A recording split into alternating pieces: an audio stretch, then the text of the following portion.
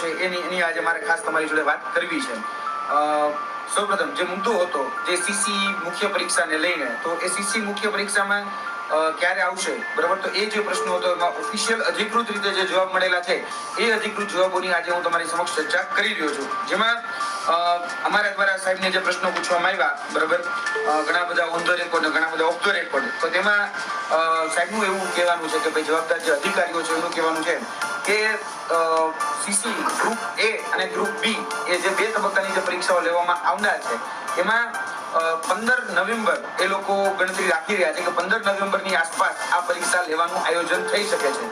એટલે 15 નવેમ્બરની આસપાસ આ તમારી જે મુખ્ય પરીક્ષા એટલે કે ગ્રુપ એ અને ગ્રુપ બી ની જે પરીક્ષાની વાત કરી રહ્યો છું એમાં સંભવતઃ પહેલા ગ્રુપ એ ની જે પરીક્ષા છે એ પરીક્ષાનું આયોજન કરવામાં આવશે. એટલે ગ્રુપ એ ની જે પરીક્ષા છે એ 15 નવેમ્બરની આસપાસ લેવાની શક્યતાઓ પૂરેપૂરી રહેલી છે. એટલે 15 નવેમ્બર આસપાસ તમારી આ ગ્રુપ એ ની પરીક્ષા લેવામાં આવશે. અને ત્યારબાદ જે કહી શકાય ગ્રુપ બી જે છે, બરાબર, એ ગ્રુપ બી ની પરીક્ષાનું આયોજન થઈ શકે છે.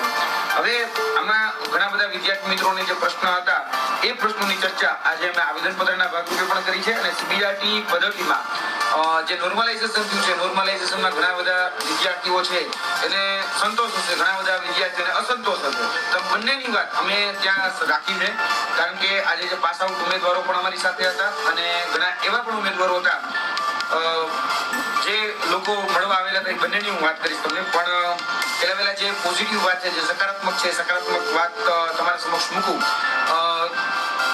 ગ્રુપ એ કે ગ્રુપ બી કોઈની પણ પરીક્ષા પહેલા લેવામાં આવે, પરંતુ જે ગ્રુપ એ છે એની જ નિમણૂક એ લોકો પહેલા આપશે. એટલે ઘણી બધી વખત આપણે કહેતા હોઈએ છીએ કે ભાઈ ક્રમિક ભરતી થવી જોઈએ, જેથી કરીને ઉપરની કેડર જે પહેલા ભરાય તો નીચેની કેડરમાં લોકો પાછા ન આવે અને એમાં ડુપ્લિકેશન ન થાય. આપણે ઘણી બધી વખત એમાં એનો ભોગ બન્યા હોઈએ છીએ એટલા માટે. એટલે જે કોમન કેન્ડિડેટ્સ નો જે મુદ્દો હતો, બરાબર, ડુપ્લિકેટ વિદ્યાર્થીઓ એટલે કે ગ્રુપ એ માં પણ હોય, ગ્રુપ બી માં પણ હોય. ઘણી વખત એવું થાય કે ગ્રુપ બી નું રિઝલ્ટ પહેલી વખત આવી જાય એટલે પહેલા આવી જાય તો એમાં કેન્ડિડેટ પણ જગ્યા રોકે, પછી ગ્રુપ એ માં જતો રહે એટલે જગ્યા ખાલી પડે. તો એનું એવું ન થાય એટલા માટે અહીંયા ઓપ્શન જે છે એ જ્યારે ચૂઝ કરવાનો છે ત્યારે ગ્રુપ એ જે છે એનું સિલેક્ટ જે લિસ્ટ આવવાનું છે, સિલેક્શન લિસ્ટ, એ પહેલા આવશે. અને એમાં પણ જે ગ્રુપ બી છે કે ગ્રુપ એ છે એમાં પણ ઓપીટી આઉટ નો ઓપ્શન અવેલેબલ રહેશે. એટલે આ ખાસ તમારે ધ્યાનમાં રાખવાનું છે કે ઓપીટી આઉટ જે છે એ પણ ઓપ્શન અવેલેબલ રહેશે. અને ગ્રુપ એ નું જે નિમણૂક છે એ નિમણૂક પહેલા ગ્રુપ એ ની થશે. બીજી વાત હતી કે ભાઈ કેટલા ઘણા ઉમેદવારોને બોલાવવામાં આવશે.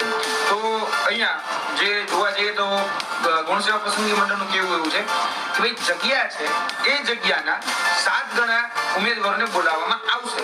જગ્યાના 7 ગણા ઉમેદવારોને બોલાવવામાં આવશે, કેટેગરીના 7 ગણા ઉમેદવારોને નહીં. એટલે આમાં ખાસ ઘણા બધા વિદ્યાર્થીઓને અસમંજસ થઈ રહેતી હોય છે કે જીપીએસસી પેટર્નથી બોલાવવામાં આવશે કે પછી ગૌણ સેવામાં જે રીતે ભૂતકાળમાં ફોરેસ્ટની ભરતીમાં કે બીજી અન્ય ભરતીઓમાં બોલાવવામાં એ રીતે બોલાવવામાં આવશે.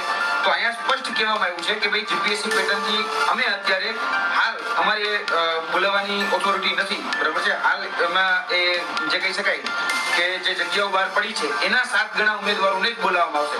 એટલે લગભગ જોવા જઈએ તો 5500 જગ્યા છે, 5554, એના 7 ગણા ઉમેદવારોને બોલાવવાની એ લોકો તૈયારી કરી રહ્યા છે. 37,000 થી સમથિંગ 37,000 કે 38,000 ની આસપાસ જે જગ્યા થાય છે એમાં જેના કોમન માર્ક હોય એને ત્યાં સુધી, ધારો કે કોઈ મેરિટ માની લો કે 75 અટકે છે તો 75 સુધીના છેલ્લા કેન્ડિડેટને બોલાવી લેવા એ રીતનો પ્લાન એ લોકોનો છે.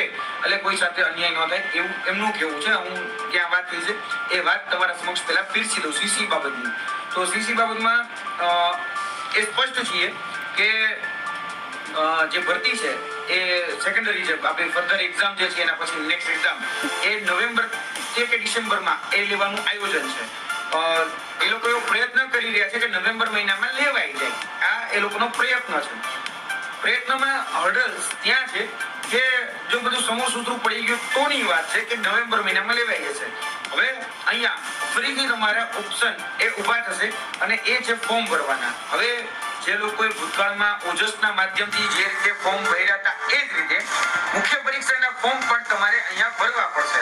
એટલે 4 દિવસની અંદર એ તમારી મેરિટ યાદી જે છે એ મેરિટ યાદી તમારી આવી જવાની છે.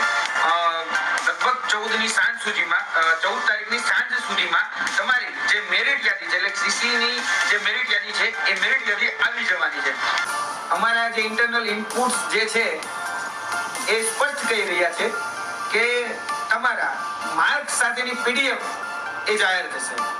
જી હા, તમારા જે નોર્મલાઇઝેશન માર્ક છે એ નોર્મલાઇઝેશન માર્ક સાથેની પીડીએફ જાહેર થશે. પીડીએફ એટલે ભૂતકાળમાં એવું હતું કે આપણે આપણા જ માર્ક જોઈ શકીએ, એ પ્રકારેની હવે જે યાદી આવશે એ યાદીમાં તમે બીજાના પણ માર્ક્સ એટલે કે નોર્મલાઇઝ માર્ક્સ છે એ જોઈ શકશો અને કોમ્પિટિશનમાં કઈ પ્રકારે કેટલા ઉમેદવાર છે એ પણ તમે જોઈ શકશો. એટલે રિઝલ્ટ તમારું જે છે નોર્મલાઇઝ રિઝલ્ટ, બરાબર છે, તમારા રો માર્કનું રિઝલ્ટ નહીં, કારણ કે રો માર્ક હજી સુધી આપવાના નથી અને રો માર્ક માટે બીજા બધા રસ્તાઓ જે છે અપનાવી રહ્યા છે. પરંતુ અહીંયા ભરતી બોર્ડ જે છે એ ભરતી બોર્ડમાં ભૂતકાળનો જે ચુકાદો આવ્યો, બરાબર, જે બેન શ્રી એક કહી શકે કે પિટિશન કરી હતી અને પછી બધાના માર્ક જાહેર કરવા પડ્યા હતા, એ જ રીતે આમાં નોર્મલાઇઝેશન માર્ક સાથેની પીડીએફ જાહેર કરવી એ લોકોની આ બાબતની તૈયારી